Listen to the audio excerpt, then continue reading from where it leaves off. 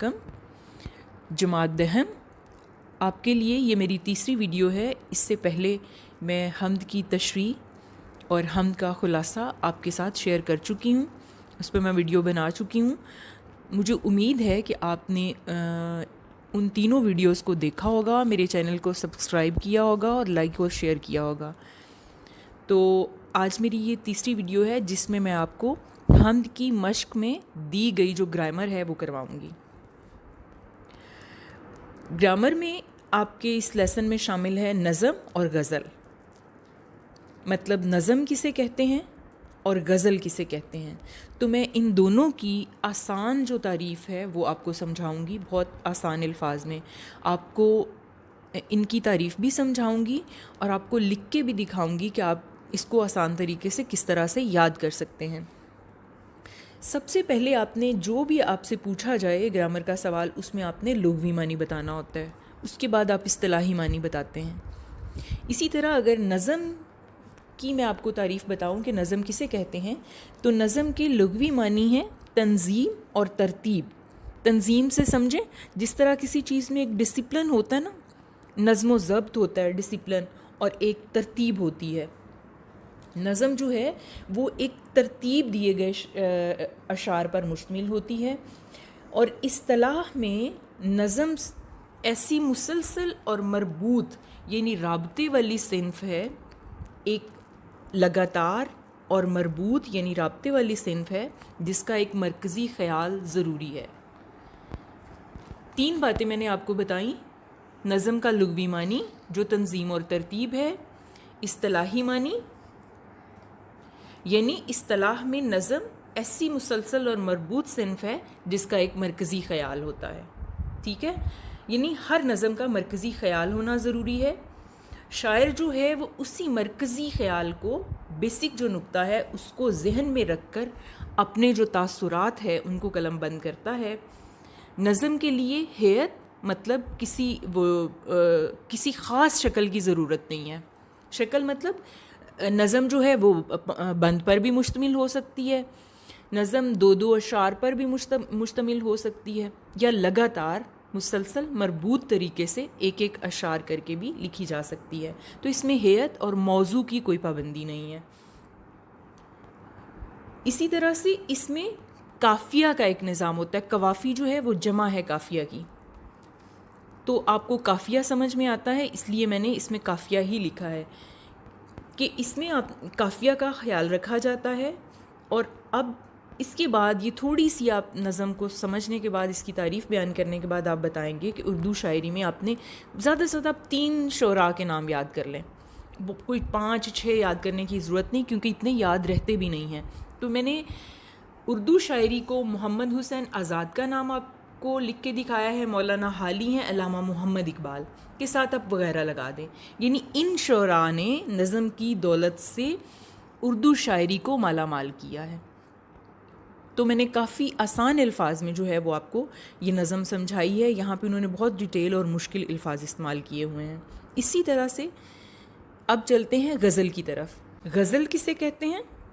اب یہاں پہ آپ کی بک پر انہوں نے بہت تفصیل کے ساتھ غزل کو بیان کیا ہوا اور اتنا لمبا چوڑا جو ہے وہ یاد نہیں رہتا.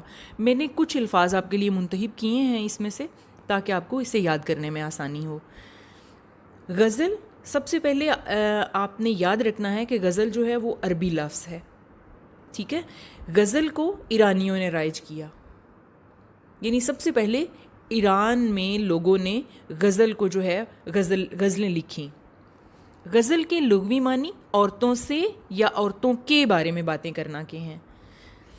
اوکے، 3 چیزیں آپ نے سمجھی. سب سے پہلے غزل عربی زبان کا لفظ ہے یا عربی لفظ ہے، غزل کو ایرانیوں نے رائج کیا. غزل کے لغوی معنی عورتوں سے باتیں کرنے کے یا عورتوں کے بارے میں باتیں کرنے کے ہیں. اس کا ایک اور معنی بھی ہے کہ جب ہرن جو ہے وہ خوف زدہ ہو کر دردناک چیخ مارتا ہے تو اسے بھی غزل کہتے ہیں. ایک تو معنی آپ نے پڑھا نا کہ عورتوں سے یا عورتوں کے بارے میں باتیں کرنا ہے، اور دوسرا جو ہے ہر ہرن کی چیخ کو بھی کہتے ہیں غزل. اب رہ گیا ہمارا اصطلاح میں اس سے کیا مراد ہے. اصطلاح میں غزل وہ ہے جس میں حسن و عشق کی مختلف کیفیات کا ذکر درد و سوز سے کیا جاتا ہے.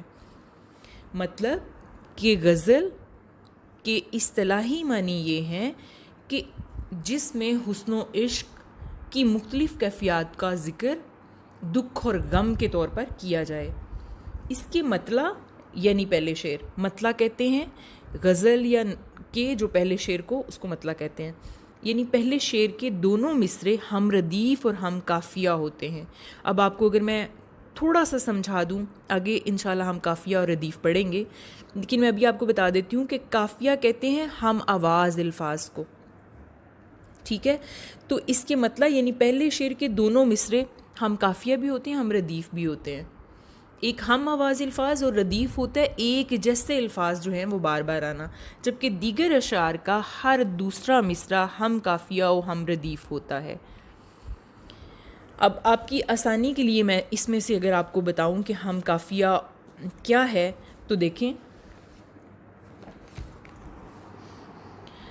عالم پہلے شعر میں ہے, اس سے اگلے شعر میں اگر آپ دیکھیں تو حکمرانی ہے, نظام آسمانی ہے اسی کی حکمرانی سے, بہار جاودانی ہے اسی کی باغبانی سے. حکمرانی اور باغبانی قافیہ ہیں, ہم قافیہ الفاظ ہیں. دیکھیں ان کی ساؤنڈ ایک ہے, تو یہ قافیہ ہے. اب ردیف کیا ہوتا ہے؟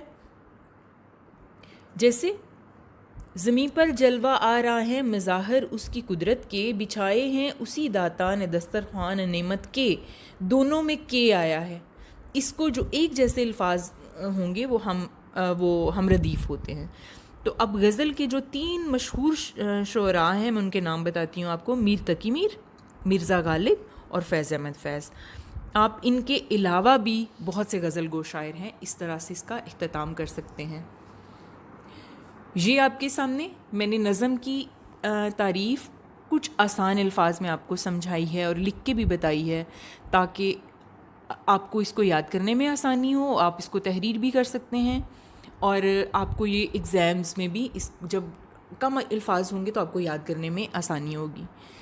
اس طرح سے غزل کی تعریف میں نے لکھی ہے, آپ اس کو پڑھیں. بہت آسان الفاظ میں نے سمجھایا ہے آپ کو, جس طرح سے غزل کے اس 2 معنی بن رہے ہیں, اور کس طرح سے عربی لفظ ہے اسے ایرانیوں نے رائج کیا ہے.